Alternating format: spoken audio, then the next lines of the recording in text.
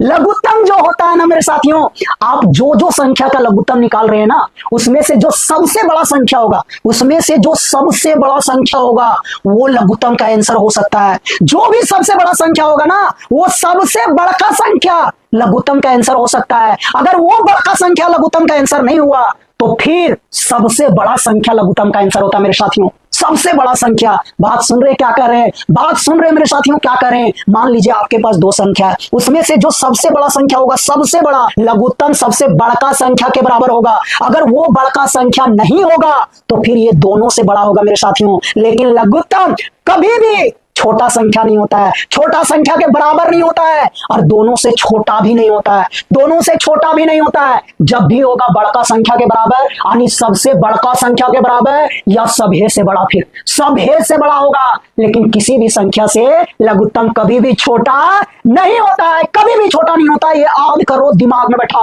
हम ये कहना चाह रहे हैं मेरे साथियों, अगर मान लीजिए आप ए और बी का लघुत्तम निकाल रहे हैं, ए और बी का लघुत्तम निकाल रहे हैं, और मान लीजिए इसमें सबसे बड़ा संख्या कौन है, बी, तो लघुत्तम बी होगा, लघुत्तम बी होगा। अगर बी नहीं हुआ, अगर बी नहीं हुआ तो बी से बड़ा होगा, बी से बड़ा होगा, यानी दोनों से बड़ा होगा, दोनों से बड़ा होगा, दोनों से बड़ा होगा, दोनों से बड़ा होगा मेरे साथियों, दोनों से बड़ा होगा। लघुत्तम कभी भी ये से छोटा नहीं होता है, बी से छोटा नहीं होता है, ये और बी के बीच में नहीं होता है। ना तो ये से छोटा होगा, ना तो बी से छोटा होगा, ना ही ए और बी के बीच में होगा। जब भी होगा सबसे बड़ा संख्या बराबर, और अगर वो नहीं हुआ तो उससे भी बड़ा होगा, उससे भी बड़ा होगा। मान लीजिए आपके पास तीन संख्या मेरे साथियों, तीन संख्या, क्या वो संख्या, तीन संख्या, इसमें से सबसे बड़ा संख्या मान लीजिए सी है, सबसे बड़ा संख्या कौन है, सी है। तो जब भी लघुत्तम होगा सी होगा।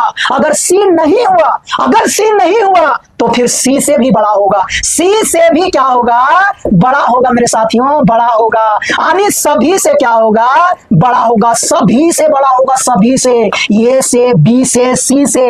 अगर सी से बड़ा हुआ तो इसका मतलब सभी से ना बड़ा होगा मेरे साथियों। मतलब हम ये कहना चाह रहे हैं कि लघुत्तम जब भी होता है बड़ा संख्या के बराबर होता है। अगर बड़ा संख्या नहीं होगा तो इससे भी बड़ा होता है लघुत्तम। कभी भी लघुत्तम बड़ा संख्या से छोटा नहीं होता है, ये छोटका के बराबर नहीं होता है, ये छोटका के बराबर नहीं होता है, या ये दोनों के बीच में नहीं होता है, ये दोनों के बीच में नहीं होता है, ये दोनों के बीच में नहीं होता है। जब भी लघुत्तम होगा बड़ा संख्या, अगर बड़ा नहीं तो फिर सबसे बड़ा होता है मेरे साथियों। बात समझ में आया?